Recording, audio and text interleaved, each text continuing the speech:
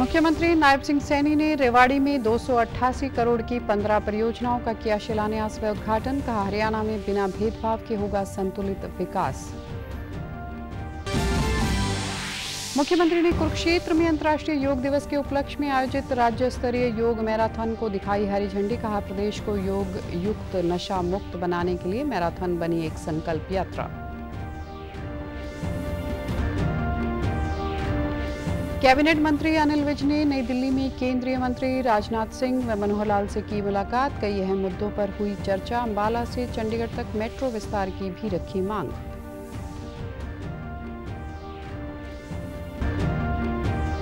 और प्रधानमंत्री नरेंद्र मोदी 3 देशों की यात्रा पर रवाना। पहले चरण में पहुंचेंगे साइप्रस। कनाडा में जी शिखर सम्मेलन में लेंगे हिस्सा। रवाना होने से पहले पीएम ने सीमा पार लड़ाई में साझेदार देशों का जताया आभार।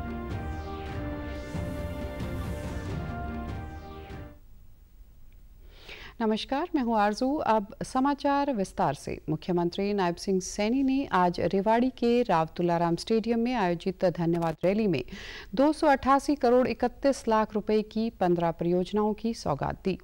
इनमें 193 करोड़ 93 लाख 56 हजार रुपए की 8 योजनाओं का उद्घाटन व 94 करोड़ 37 लाख 37 हजार रुपए की 6 परियोजनाओं का शिलान्यास किया। इससे पहले मुख्यमंत्री ने रेवाड़ी जेल का भी उद्घाटन किया। इस मौके पर मुख्यमंत्री ने कहा कि उनकी सरकार विकास कार्यों के लिए पीछे नहीं हटेगी। रेवाड़ी का विकास 3 गुना गति से होगा। हमारी नीति, नियत और नेतृत्व स्पष्ट हैं। हमारे संकल्प पत्र के 217 वादे किए थे, जिसमें से 28 वादे पूरे किए। 90 इस साल में पूरे हो जाएंगे। रेवाड़ी के लिए संकल्प लिए थे कि हम यहां पर देश की सबसे बड़ी सहकारी तेल मिल स्थापित करेंगे और सैन्य संग्रहालय भी स्थापित करेंगे, जिसे पूरा किया जाएगा। उन्होंने कहा कि हरियाणा का बिना किसी भेदभाव के संतुलित विकास किया जाएगा। के नेतृत्व में बढ़ रहे उन्होंने जो नेतृत्व में भारत आगे बढ़ रहा है, उन्होंने जो कहा है वो करेंगे। हमारी नीति, नियत और नेतृत्व ये तीनों स्पष्ट हैं। मुझे खुशी है कि हमने अपने संकल्प पत्र के 217 वायदे में से 28 वायदों को हमने पूरा कर दिया है और 90 वायदे इस वर्ष के अंदर पूरे हो जाएंगे। उनको प्रगति से काम चल रहा है। मुझे ये भी खुशी है कि हमने अपने संकल्प पत्र में जो रेवाड़ी के लिए 2 संकल्प लिए हैं कि हम यहाँ पर देश की सबसे बड़ी सरसों तेल मिल, यहाँ सहकारी तेल मिल स्थापित करेंगे। एक सैन्य संग्रहालय भी यहाँ स्थापित करेंगे। मुख्यमंत्री ने हरियाणा की उपलब्धियां गिनाते हुए कहा कि यह राज्य पढ़ी लिखी पंचायत और ऑनलाइन ट्रांसफर वाला पहला प्रदेश है। मुख्यमंत्री ने प्रधानमंत्री नरेंद्र मोदी के नेतृत्व की सराहना करते हुए कहा कि धारा 370 को हटाकर जम्मू कश्मीर समस्या का समाधान किया और पाकिस्तान को हर बार मुंह तोड़ जवाब दिया गया है। ये पहला प्रदेश है और इसी प्रकार कर्मचारियों की ऑनलाइन ट्रांसफर करने वाला भी ये पहला प्रदेश है जिसने नीति लागू की है। पहलगाम की घटना की बात हो और चाहे पुलवामा की घटना की बात हो, पुलवामा में जब ये घटनाक्रम हुआ तो हमारे जांबाज सैनिकों ने एयर स्ट्राइक करके पाकिस्तान की भूमि के ऊपर उनका जा करके जवाब देने का काम किया।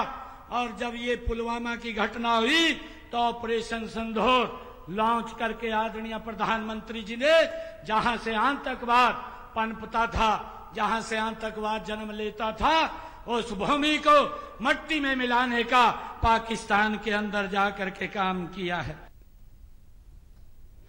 वहीं केंद्रीय राज्य मंत्री राव इंद्रजीत सिंह ने मुख्यमंत्री की घोषणाओं पर खुशी जताई, लेकिन दक्षिण हरियाणा की पानी की समस्या को लेकर अपनी गहरी चिंता व्यक्त की।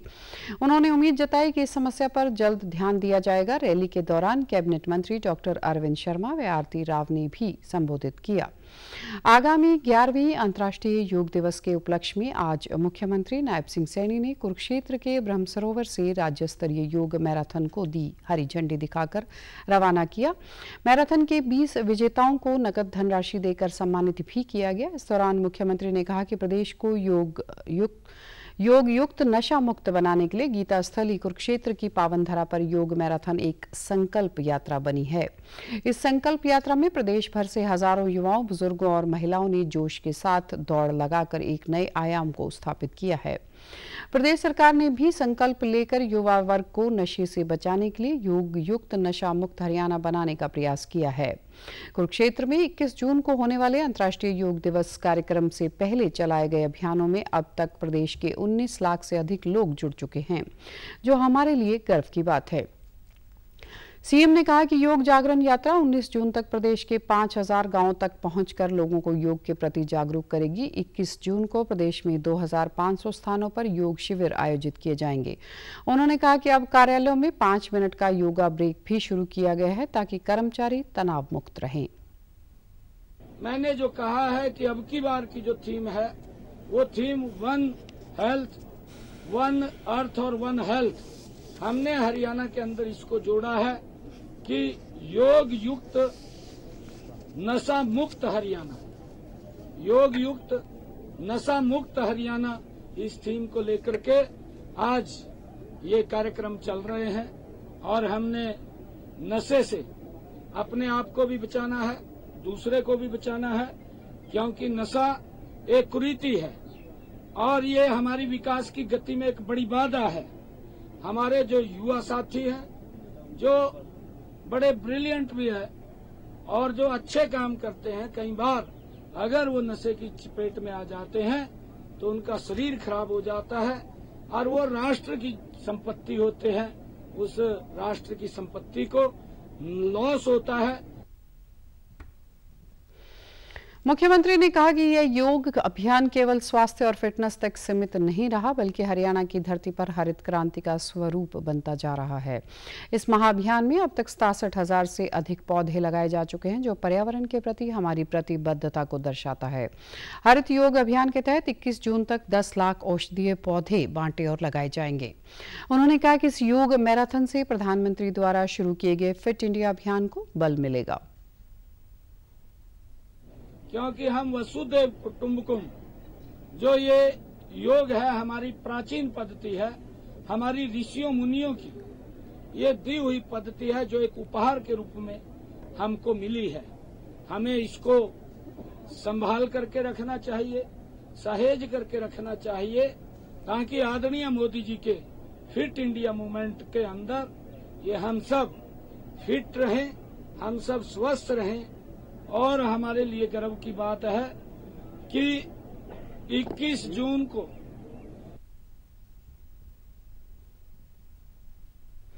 उधर लोगों को तनाव रहित और निरोगी जीवन जीने के लिए योग करने और योग क्रियाएं सीखने के लिए पिछले 5 वर्षों से जींद में पीएनबी में वरिष्ठ बैंक प्रबंधक के पद पर कार्यरत राजकुमार जागलान ने मुहिम छेड़ रखी है। नियमित रूप से वे स्वास्थ्य विभाग के पॉलीक्लिनिक में अल सुबह स्थानीय लोगों को योग करवाते हैं। उन्होंने बताया कि प्रधानमंत्री नरेंद्र मोदी के प्रयासों से योग को लेकर विश्व भर में जागरूकता आई है। वे पिछले कई वर्षों से यहाँ पर योग सिखा रहे हैं, जिससे वे स्वयं भी स्वस्थ रहते हैं और अन्य लोगों को भी स्वस्थ रखने का प्रयास कर रहे हैं।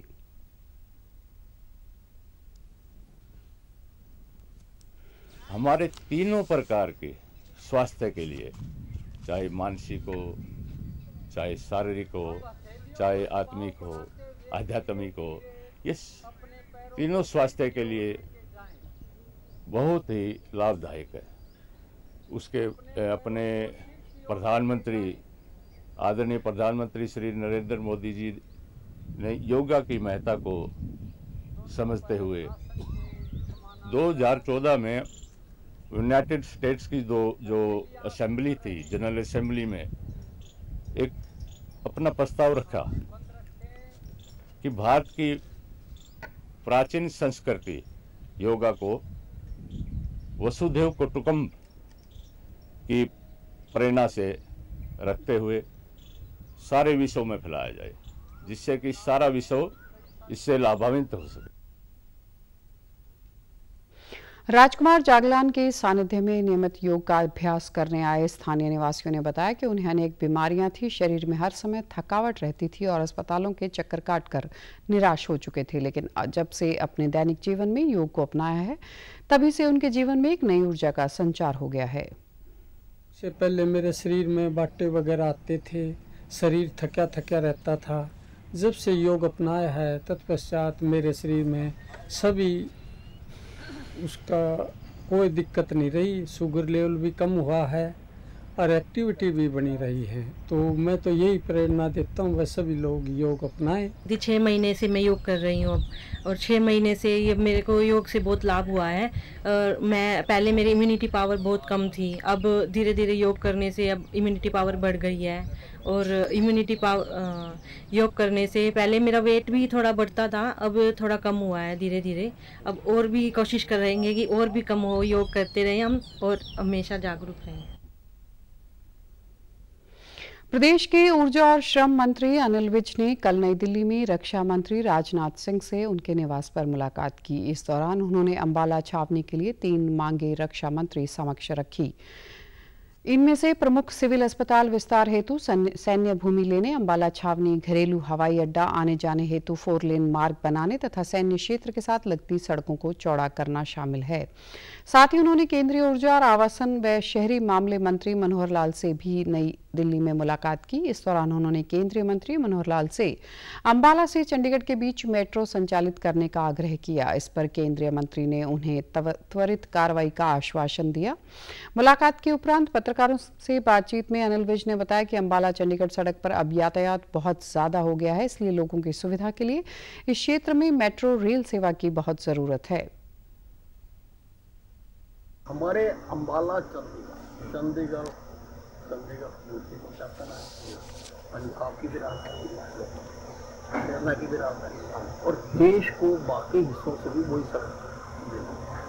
मैंने अंबाला से चंडीगढ़ मेट्रो रेल चलाने के लिए कि मेट्रो रेल चलाई गई और मनोहर ने कहा मैंने पहले भी एक बार कहा था, पर आप क्योंकि अब यहाँ बैठ के तो सारी बात हो गई कि कहाँ से लेके जाएंगे, कैसे करेंगे, क्या करेंगे, तो उन्होंने सोचा कि मैं इसकी फाइल से लगाऊँ, उसको करके फिर हम सर्वे करवाते हैं। नेचुरली सर्वे करवाने होंगे, वो रूट कहाँ से लेके जाना है और वो करवाना। तो यही मैं तो अपने जो हल्के के विकास कर रहे हैं। पत्रकारों द्वारा गर्मियों में बढ़ती बिजली की मांग व बिजली के कट के संबंध में पूछे गए सवाल के जवाब में अनिल विज ने कहा कि राज्य के सभी बिजली के ट्रांसफार्मर की क्षमता वृद्धि बढ़ाने का कार्य किया जा रहा है। इनको कहा कि मुझे सारे हरियाणा के ऐसे ट्रांसफार्मर जिनको जो है छोटे लोड के मुताबिक उनको बड़ी तेजी से काम चला, तो हमने लगभग दूसरा ये बिजली के हमारे पास कोई कमी नहीं है, क्योंकि हमारी अपनी जनरेशन भी है। अब हम और भी लगा रहे हैं। अभी हमने लगा ये यमुनानगर में, अभी प्रधानमंत्री नरेंद्र मोदी जी आए थे और वहाँ हमने शिलान्यास किया, हमें बिजली मिल सकती है। हमें ज़्यादा से ज़्यादा जो पीक आती है तो 16,000 मेगावाट किया। जननायक जनता पार्टी ने आज प्रदेश भर में मेगा सदस्यता अभियान का आगाज किया। पार्टी के राष्ट्रीय अध्यक्ष डॉक्टर अजय सिंह चौटाला भिवानी और दादरी में नए साथियों को जेजेपी की सदस्यता ग्रहण करवाकर अभियान की शुरुआत की। इसी तरह जजपा नेता दुष्यंत चौटाला सोनीपत और जींद, जेजेपी प्रदेश अध्यक्ष ब्रिज शर्मा कैथल में, हिसार में पूर्व विधायक नैना सिंह ने सदस्यता अभियान कार्यक्रम में शिरकत की। जेजेपी ने 31 जुलाई तक चलने वाले मेगा सदस्यता अभियान के तहत हर विधानसभा क्षेत्र में 5,000 नए सदस्य बनाने का टारगेट रखा है। भिवानी में अजय सिंह चौटाला ने कहा कि इस अभियान का उद्देश्य निष्ठावान व समर्पित कार्यकर्ताओं को पार्टी से जोड़ना है। ये पदाधिकारी गांव, शहर, वार्डों में जाकर संगठन से आम लोगों को जोड़ने का कार्य करेंगे। जेजेपी की मेंबरशिप ड्राइव शुरू की जा रही है और ऐसे लोगों को पार्टी के संगठन से जोड़ने का काम करेंगे जो निष्ठावान है, जो समर्पित है और ओरिजिनल मेंबरशिप पार्टी के सभी पदाधिकारी जाकर के गांव-गांव और शहर के वार्ड स्तर पे बनाने का काम करें। 15 जून से 15 जुलाई तक का कार्य करें। प्रधानमंत्री नरेंद्र मोदी आज 3 देशों की यात्रा पर रवाना हो गए हैं। प्रधानमंत्री सबसे पहले साइप्रस गणराज्य का दौरा करेंगे। 2 दशक से अधिक समय से किसी भारतीय प्रधानमंत्री की यह पहली साइप्रस यात्रा है। प्रधानमंत्री मोदी वहां राष्ट्रपति निकोस क्रिस्टोडोलाइडस के साथ द्विपक्षीय वार्ता करेंगे। वहां से प्रधानमंत्री सोमवार को कनाडा जाएंगे और G7 शिखर सम्मेलन में भाग लेंगे। उनके इस सम्मेलन में लगातार छठी भागीदारी होगी। पीएम G7 देशों सहित आमंत्रित देशों के नेता और वैश्विक संगठनों के शीर्ष अधिकारियों के साथ विभिन्न मुद्दों पर चर्चा करेंगे। वहां पीएम की कई द्विपक्षीय बैठकें होंगी। पीएम यात्रा के तीसरे चरण में 18 जून को क्रोएशिया गणराज्य पहुंचेंगे। किसी भारतीय प्रधानमंत्री का वहां का यह पहला आधिकारिक दौरा होगा। पीएम अपने समकक्ष आंद्रीश प्लेनकोविक के साथ द्विपक्षीय बैठक करेंगे। प्रधानमंत्री ने रवाना होने से पहले अपने वक्तव्य में साइप्रस को भारत का करीबी मित्र और भूमध्य सागरीय क्षेत्र और यूरोपीय संघ में एक प्रमुख भागीदार बताया। उन्होंने कहा कि यह यात्रा व्यापार, निवेश, सुरक्षा और प्रौद्योगिकी में सहयोग मजबूत करने और लोगों के बीच आपसी संबंधों को बढ़ावा देने का एक अवसर है। पीएम ने कहा कि वे कनाडाई प्रधानमंत्री मार्क कार्नी के निमंत्रण पर G7 शिखर सम्मेलन में भाग लेने के लिए कनाडा की यात्रा करेंगे।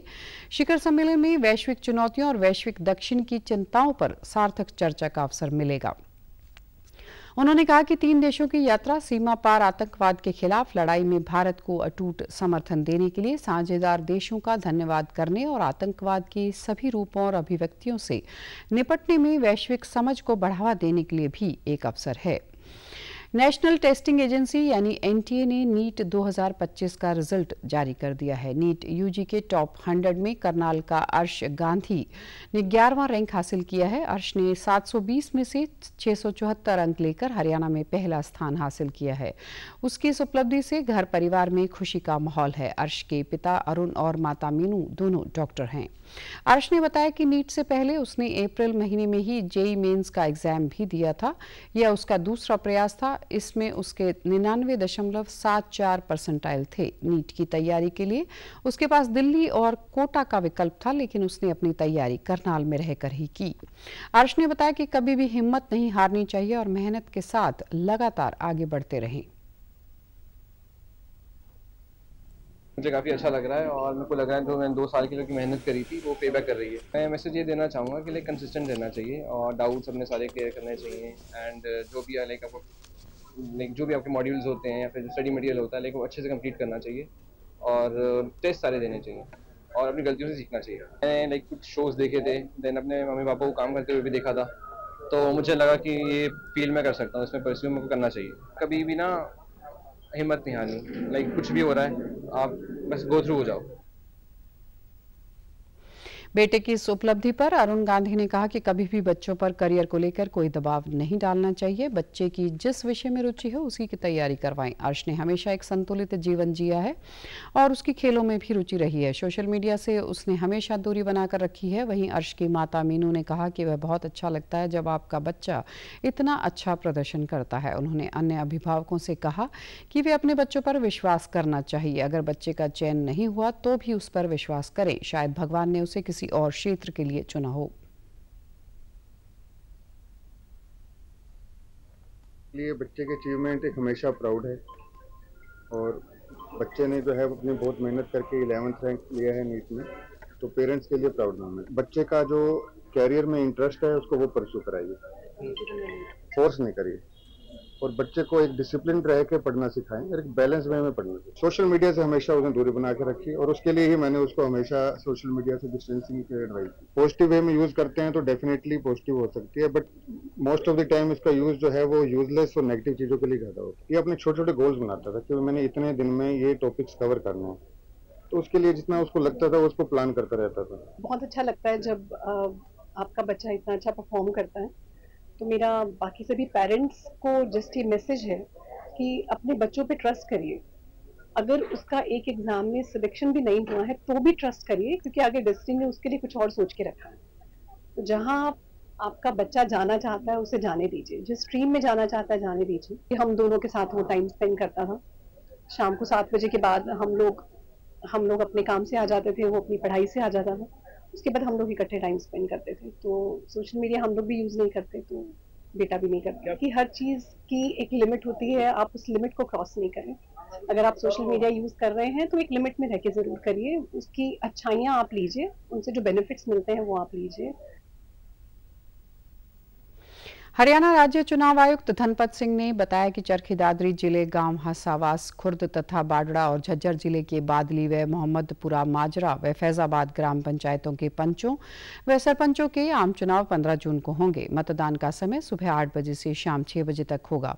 साथ ही राज्य के विभिन्न जिलों में पंचों, सरपंचों, पंचायत समिति सदस्यों और जिला परिषद सदस्यों के रिक्त पदों के लिए उपचुनाव भी इसी तिथि को होंगे। ये सभी सीटें मृत्यु, त्यागपत्र, बर्खास्तगी या अन्य कारणों से खाली हुई थी, जिनके संबंध में राज्य चुनाव आयोग ने 1 महीने पहले अधिसूचना जारी की थी। धनपत सिंह ने बताया कि कुल पंचायत स्तर पर पंचों की 829, सरपंचों की 81, पंचायत समिति सदस्यों की 17 और जिला परिषद सदस्यों की 1 सीट के लिए उपचुनाव निर्धारित किए गए थे। इनमें से कई सीटों पर उम्मीदवार निर्विरोध निर्वाचित हो गए हैं। उन्होंने कहा कि इन चुनावों को स्वतंत्र, निष्पक्ष, पारदर्शी और शांतिपूर्ण तरीके से संपन्न कराने के लिए उचित व्यवस्था की गई है। मतदान केंद्रों पर कानून व्यवस्था बनाए रखने के लिए पुलिस बल को तैनात किया जाएगा तथा संवेदनशील और अति संवेदनशील क्षेत्रों में अतिरिक्त पुलिस बल उपलब्ध कराया जाएगा। उन्होंने मतदाताओं से इन चुनाव में बढ़ चढ़कर हिस्सा लेने की अपील की, ताकि बिना किसी जाति, धर्म के पक्षपात के और बिना किसी डर के अपने प्रतिनिधियों का चुनाव किया जा सके, ताकि जमीनी स्तर पर लोकतंत्र को मजबूत किया जा सके। उधर नूंह में 10 ग्राम पंचायतों के अलावा जिला परिषद के वार्ड नंबर 17 और 3 पंचों के लिए हो रहे उपचुनाव को शांतिपूर्वक संपन्न करने के लिए उपायुक्त विश्राम कुमार मीणा ने आज फिरोजपुर झिरका क्षेत्र का दौरा किया। इसके बाद दोनों अधिकारियों ने साकरस, हीरावाड़ी, बावन ठेडी इत्यादि गांवों के बूथों का निरीक्षण किया और वहां मौजूद अधिकारियों को जरूरी निर्देश दिए। उपायुक्त ने प्रेस वार्ता में कहा कि शांतिपूर्वक मतदान करवाए जा रहे हैं। लोगों में वोटिंग को लेकर खासा उत्साह है। देर शाम तक चुनाव के नतीजों का ऐलान कर दिया जाएगा। सरपंच पद के वोटों की गिनती गांव में ही बूथ पर होगी और वही नतीजे घोषित कर दिए जाएंगे। वहीं जिला परिषद की गिनती बूथों पर होगी, लेकिन जीत का ऐलान उपायुक्त कार्यालय से किया जाएगा। 10 ग्राम पंचायतों में और 1 जिला परिषद के वार्ड में हमारे बाई इलेक्शन है। साथ ही 3 गांव में पंच के चुनाव भी हैं। साकरस, रनियाली और ये हिरवाड़ी के जितने भी बूथ हमने विजिट करे हैं, तो लोग भी काफ़ी ज़्यादा संख्या में, एक अच्छा एंथुजियाज्म है, जो कि बाई पोल में जनरली कई बार हमें कम देखने को मिलता है, पर जो जिस तरह से रुझान है तो बहुत अच्छा संकेत है ये। मतगणना जो सरपंच की है वो वहीं पे होगी, बूथ पे ही डिक्लेयर किया जाएगा। जैसे हिरवाड़ी में 3 जगह बूथ है, तो 1 जगह 4 नंबर बूथ पे इसका डिक्लेयर किया जाएगा। साथ ही जो जिला परिषद का है उसकी काउंटिंग जो ईवीएम्स है वो यहीं पे होके और वो इसी कोर्ट में वो रिजल्ट मुझे ही डिक्लेयर करना है। तो यहाँ से रिजल्ट जो है सेक्टर सुपरवाइजर के माध्यम से हमें फॉर्म 17 में प्राप्त होगा। उसको फिर हम रिजल्ट को जिला परिषद का वहाँ डिक्लेयर करेंगे। काउंटिंग बूथ पे ही होगी। कारगिल की लड़ाई में शहीद हुए 17वीं जाट रेजिमेंट के सिपाही कृष्ण कुमार के अदम्य साहस को याद करते हुए भारतीय सेना ने घर घर शौर्य सम्मान के तहत उनके परिवारजनों से मुलाकात कर सम्मान पत्र व स्मृति चिन्ह भेंट किया है। सेना की ओर से हवलदार कमलेश बिश्नोई व सिपाही सुनील ने गांव तरकावाली में उनके आवास पर पहुंचकर शहीद की पत्नी संतोष देवी, पुत्र मनोज व मुकेश से मुलाकात की और उनकी समस्याएं भी जानी। कारगिल युद्ध के दौरान सिपाही कृष्ण कुमार दुश्मन से लोहा लेते हुए 20 वर्ष की आयु में 30 मई 1999 को शहीद हो गए। शहीद कृष्ण कुमार के भाई बलजीत ने बताया कि वे 25 दिनों की छुट्टी के बाद 25 मई 1999 को कारगिल पहुंचे थे। सेना की ओर से आए प्रतिनिधियों ने बताया कि भारतीय सेना 26वां कारगिल विजय दिवस समारोह 26 जुलाई को आयोजित कर रही है और इसी उपलक्ष्य में घर घर शौर्य सम्मान के तहत शहीदों के परिजनों को सम्मान पत्र व स्मृति चिन्ह घर पर पहुंचाकर दिया जा रहा है। उन्होंने यह बताया कि परिजनों से संवाद स्थापित कर उनकी समस्याओं के बारे में भी जानकारी ली जा रही है, ताकि उनका निवारण किया जा सके। मातृभूमि की रक्षा के लिए अपना सर्वोच्च बलिदान देने वाले वीर सपूतों का देश सदैव ऋणी रहेगा। प्रदेश के शहरी स्थानीय निकाय मंत्री विपुल गोयल ने कल वाराणसी स्थित एनटीपीसी के हरित कोयला परियोजना प्लांट का विभागीय अधिकारियों के साथ दौरा किया। इस अवसर पर राज्य के प्रतिनिधिमंडल ने प्लांट की तकनीकी दक्षता, संचालन प्रक्रिया तथा पर्यावरणीय प्रभाव का प्रत्यक्ष अवलोकन किया और यह जाना कि ठोस कचरे से पर्यावरणीय क्षति के बिना कोयले का उत्पादन किस प्रकार संभव है। विपुल गोयल ने बताया कि हरियाणा में अब कचरे से हरित कोयला उत्पादन की योजना भी धरातल पर तेजी से उतरेगी।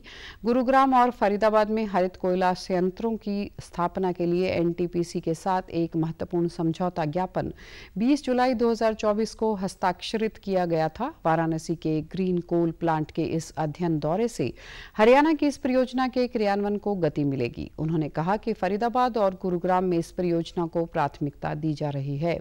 इन शहरों में प्रतिदिन उत्पन्न होने वाले ठोस कचरे का उपयोग कर करीब 500 टन हरित कोयले का उत्पादन किया जाएगा।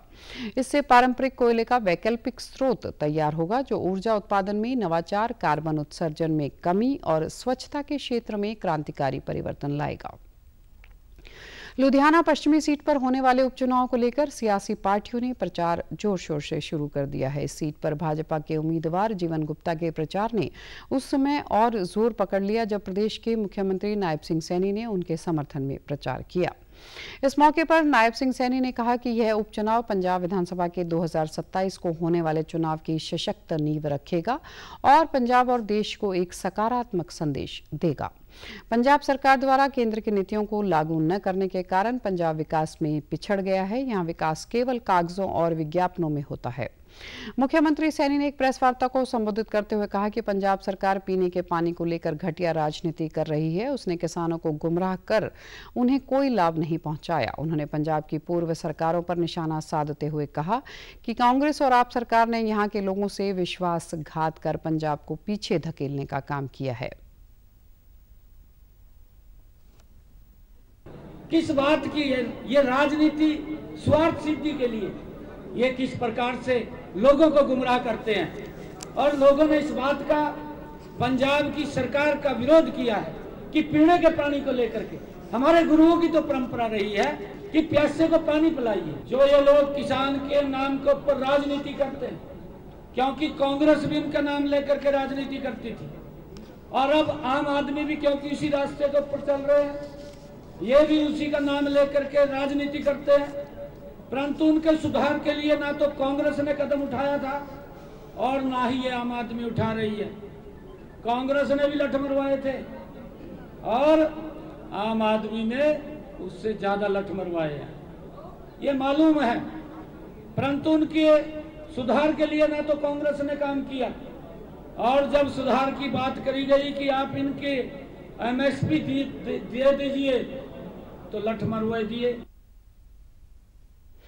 2 चुनाव सभाओं के अतिरिक्त उन्होंने लुधियाना में औद्योगिक संस्थानों और समाज के प्रबुद्ध वर्ग को संबोधित करते हुए कहा कि पंजाब और हरियाणा मिलकर विकसित भारत की दिशा में महत्वपूर्ण योगदान दे सकते हैं। उन्होंने बताया कि हरियाणा में उद्योगों को प्रोत्साहित करने के लिए एक छत के नीचे सभी आवश्यक अनुमतियां और सुविधाएं उपलब्ध कराई जा रही हैं। उद्योगपतियों की समस्याओं का समाधान प्राथमिकता पर किया जा रहा है ताकि औद्योगिक विकास को गति मिल सके।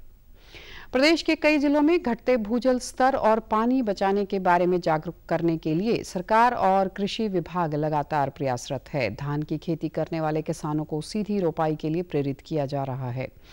कैथल कृषि विज्ञान केंद्र के मुख्य वैज्ञानिक डॉक्टर रमेश वर्मा और डॉक्टर जसबीर सिंह ने कहा कि धान की सीधी बिजाई से 25 से 30% पानी की खपत कम होती है। साथ ही बिजली की खपत में भी कमी आती है। धान की नर्सरी तैयार करने और मजदूरी और रुपाई की लागत भी बच जाती है। प्रदेश सरकार ने धान उत्पादक 12 जिलों में DSR तकनीक को प्रोत्साहित करने के लिए करीब 182 करोड़ रुपए का बजट रखा है। पहली बार 4 लाख एकड़ में धान की सीधी रोपाई का लक्ष्य रखा है। धान की सीधी बिजाई का एक मेन किसान इससे डरते थे क्योंकि खरपतवार बहुत ज्यादा होते हैं। तो आजकल हमारे वैज्ञानिकों ने 2-3 वैरायटी ऐसी निकाली हैं जिसका अगर आप उस पर राउंड अप भी छिड़क दें तो धान के पौधे को कोई नुकसान नहीं होगा और खरपतवार कोई बचेगा नहीं। तो उसको हम हर्बिसाइड टॉलरेंट HT वैरायटीज बोलते हैं। वो 2-3 वैरायटी वैज्ञानिकों ने निकाल दी है, उसका भी किसान भाई इसके बो सकते हैं। और तीसरा, इसको पानी की बचत होती कहाँ है। जैसे हम पाड़े काटते हैं तो पानी हमारा जमीन के अंदर नहीं जाता और पानी सतह पर खड़ा रहता है, वो पानी उड़ जाता है। पानी बचाने के लिए धान की सीधी बिजाई जो है वो एक कारगर उपाय है, क्योंकि हमारा जो पानी है वो लगातार नीचे चलता जा रहा है। क्योंकि हरियाणा के अंदर खास करके कैथल जो धान और गेहूं का जहाँ पर फसलें होती है वहाँ पर धान की फसल के अंदर धान को उगाने के लिए बहुत ज़्यादा पानी लगता है। और धान की सीधी बिजाई जब हम करते हैं तो धान की सीधी बिजाई करने के कारण किसानों को 25 से 30% पानी की बचत हो जाती है। पानी की बचत के साथ साथ धान की सीधी बिजाई का किसानों को ये फायदा है कि जो बरसात होती है, बरसात होने के बाद जो पानी हवा में उड़ जाता है वो पानी रिचार्ज हो जाता है। तो धान वहीं जिले के किसानों ने धान की सीधी रोपाई को फायदेमंद बताते हुए कहा कि इससे आने वाली पीढ़ी के लिए पानी की गंभीर समस्या को कुछ हद तक समाधान किया जा सकता है। हरियाणा सरकार द्वारा भूजल स्तर को नीचे जाने से बचाने के लिए 4500 रुपए प्रति एकड़ अनुदान दिया जा रहा है ताकि अधिक से अधिक किसान इस नई विधि को अपनाएं। धान की सीधी बिजाई से पानी की बचत होती है और 4500 रुपये सब्सिडी दे रही है सरकार। आने वाला बच्चों का भविष्य वो नीचे चौवा जाने की वजह से कम पानी की लागत होगी और बढ़िया पैदावार होगी, बचत भी होगी पानी की भी, पैसे की भी। तो बहुत अच्छी चीज़ है ये किसान के लिए। हम भी धान की बिजाई करते हैं, उसमें पानी की लागत बहुत ज़्यादा है तो उसके कारण सीधी वो बोना काफ़ी अच्छा है। हाँ, ये तो सबके लिए काफ़ी अच्छा है। आने वाले जनरेशन के लिए भी पानी बचेगा और हमारे लिए भी फायदेमंद है। जो सरकार स्कीम चला रही है उनका फायदा उठाना चाहिए। समाचारों में आज इतना ही। नमस्कार।